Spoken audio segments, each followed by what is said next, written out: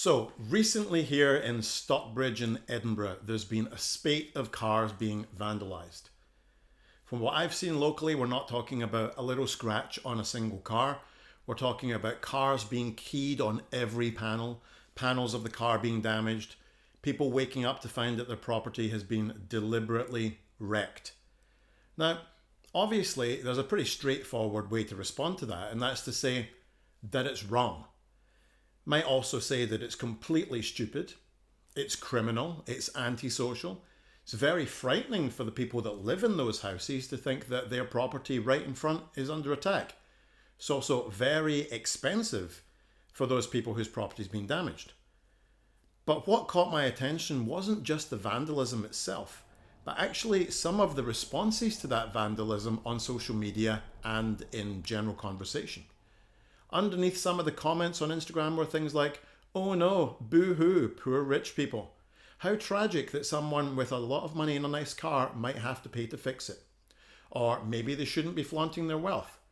Or if you own something like that, what do you expect?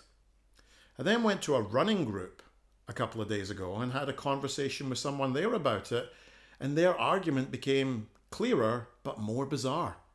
The claim was basically this. If someone owns a visibly expensive car and they park it in a public place, then they bear responsibility if someone else damages it, because they're flaunting their wealth in front of other people who may or may not have much wealth themselves. So I want to pull that apart in this video because there's a philosophical argument hiding inside this. And the argument isn't just, I don't like capitalism. The argument isn't just, I think wealth inequality is bad. But the argument is actually something much stronger and indeed a lot more troubling. The argument is, if you possess something that symbolizes resentment towards other people, then you're to blame when other people damage it. And I think that's ethically preposterous. That's not because I don't think wealth inequality is not a real thing, not because I don't think status signaling can be vulgar or ugly, or because luxury goods themselves can't be socially and politically provocative, but because none of those things make a victim responsible for a wrongful act committed against them. And that distinction matters a lot, because there is a huge difference between saying that an act was predictable and saying it was deserved.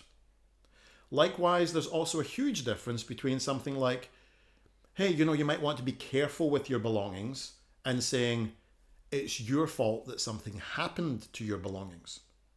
There's a huge difference again between saying something like an expensive car or an expensive watch might attract someone's resentment, and saying if your expensive car or watch is vandalized or stolen, then you had it coming. Those aren't the same claim. And that's where the confusion really lies, because very often when people talk about things like this, they blur three different ideas together. The first one is what we call prudence. The second is explanation. And the third is moral blame. Now, prudence is about what it might be sensible to do in a risky world. Explanation, well, that's the explanation about why something may or may not have happened. And moral blame is who is responsible for the wrong. So there are three different things. Now, if I take a basic example, if I leave my wallet on a table in the restaurant and go to the toilet, someone might say, that wasn't very sensible. Okay, cool. That's prudential advice. Someone might also say, that makes it easier for someone to steal your wallet, and that's an explanation. But if someone does steal my wallet, irrespective of the prudence and the explanation, the thief is still the person who did the wrong thing, not me. I might have been careless and I might have increased the risk, but neither of those things make theft morally permissible. I don't become morally responsible for a thief's decision to steal. And the same thing applies to these cars. If someone parks a Range Rover, a Tesla, a Porsche, or any other expensive car on a public street, you might think that's showy. You might think it's tasteless. You might think it says something bad about society, that some people can afford cars that are worth more than other people's annual income. And that's fine. Make that argument. We can absolutely criticize wealth. We can criticize capitalism. We can criticize status symbols, and we can criticize consumer culture. But none of those criticisms lead us to a conclusion that a total stranger's property can be damaged and that that stranger is somehow responsible for the damage. That's the leap that's being made, and it's a very, very dangerous leap to be making. Further in the conversation I had, an example was brought up about someone this person knew who owned a Porsche and drove it into a poorer area of Dundee to pick something up. While they were out of the car picking the thing up, the car was damaged. The claim was that was this person's fault because he shouldn't have driven a car like that into an area of poverty. Then came the real strange claim, which was if you're wealthy enough to own a nice car, you're wealthy enough to own a second worse car, and you should drive that worse car when you go into poorer areas. And I find that argument fascinating, because it reveals exactly what's going wrong. And I'm going to call that class camouflage. The idea is that if you have wealth or some kind of marker of wealth, then you should be disguising that wealth when entering certain spaces so that people who have less than you don't feel provoked, inferior, resentful, or subjugated. In a kind of punchier expression, we might call this poverty cosplay. Because what's being suggested isn't real humility, it's performative humility. It's saying, okay, I'm going to keep my real expensive car at home and drive this old one. But I'm not going to stop there. I'm also going to replace my nice watch with a cheap one, my nice clothes with cheap ones, my nice shoes with cheap ones. I'm going to take a really old phone, a more beaten up bag, and remove all visible signs of who I am and where I am in my life. So putting on a costume and putting on a disguise. But what does that say also about the attitudes towards people in poorer areas? Because there's something weirdly, incredibly insulting about that.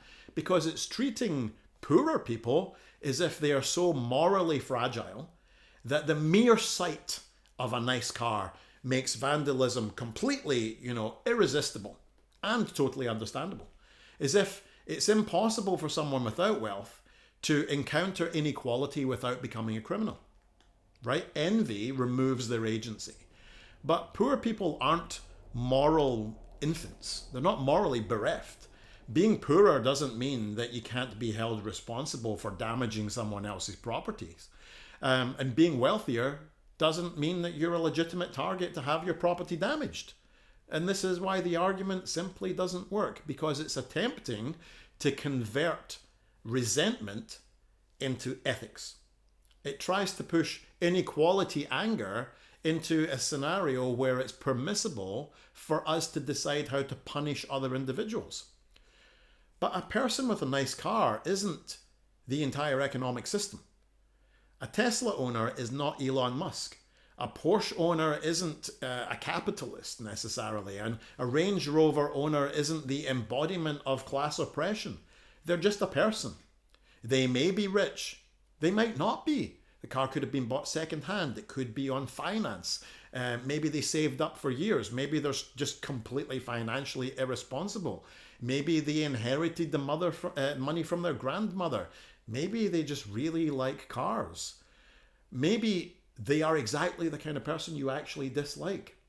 But even if they are exactly the kind of person you dislike, it still does not follow that they deserve to have their property damaged. Someone said to me, I think vandalism's wrong, unless it's someone that drives a Tesla, because Elon Musk, I just can't with him. Well, it's not an argument. That's some kind of weird chain of association. Oh, Elon Musk's associated with Tesla. I dislike Elon Musk. Therefore, I dislike Tesla. Therefore, I also dislike anyone that has a Tesla. Therefore, if I damage a Tesla, it's like me getting back at Elon Musk in some way. No, that's not ethics. That's some kind of symbolic punishment. And the person being punished Well, they're not being punished for anything they've done. They're being punished for what something that they own represents to you. That's super dangerous. Because once we allow that move to happen, we can do it with almost anything. You dislike landlords, so someone's rented house becomes a target. You dislike bankers, so, someone that works in finance is now a target. You dislike environmental hypocrisy, so anybody with a car that, burns fossil fuels is a target. You dislike tech billionaires, so anyone with a computer is now a target. You don't like the gentrification of areas, so therefore an independent coffee shop's a target. It doesn't end, because the person disappears and the symbols take over, and once you swap people for symbols, then you feel like you've got license to treat them any way you want. That's the real issue. The ethical question isn't whether or not rich people deserve sympathy. The ethical question is, when do we start treating people as symbols rather than as persons? And that's where we have a real big moral danger, a moral kind of slip and slide. Because someone might object to this and say, well, hold on, are you saying that, wealth inequality doesn't matter? It's a slippery slope. No, of course not. That's not the claim at all. Wealth inequality does matter. Poverty matters. Social resentment didn't just, appear from nowhere. People are struggling. People watch other people live lives that are seemingly impossibly comfortable while they themselves can't pay rent and can't heat their homes and can't afford to eat properly, or they can't just see a future for themselves. And all that stuff does matter. And I don't think that luxury good consumption is morally neutral in every context, because there are ways of displaying wealth that are vulgar, insensitive, and cruel. There are ways of enjoying privilege while being absolutely blind to the lives of other people around you. And we can absolutely criticize that. But criticism of those positions is not the same as permission, right, to attack them. Understanding resentment is an endorsement of vandalism. And explaining how crimes occur isn't the same as justifying them. Caring about inequality doesn't require pretending that the victims are responsible for acts that are wrong, that are being committed against them. And that's a distinction we really have to preserve. Someone can act imprudently. Someone can be naive. Someone can underestimate risk. They can display wealth in ways that other people find tasteless, but none of those transfer moral responsibility for vandalism from the vandal to the victim. And I think that's the part that people are losing.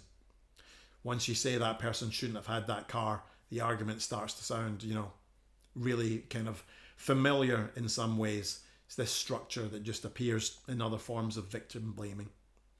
So, if this was the kind of chat that you're interested in, analyzing everyday scenarios philosophically, please subscribe to my channel, because I will be discussing more things that trigger me, which is quite a lot of things. Thank you very much for watching, and I hope that you'll watch another video again soon.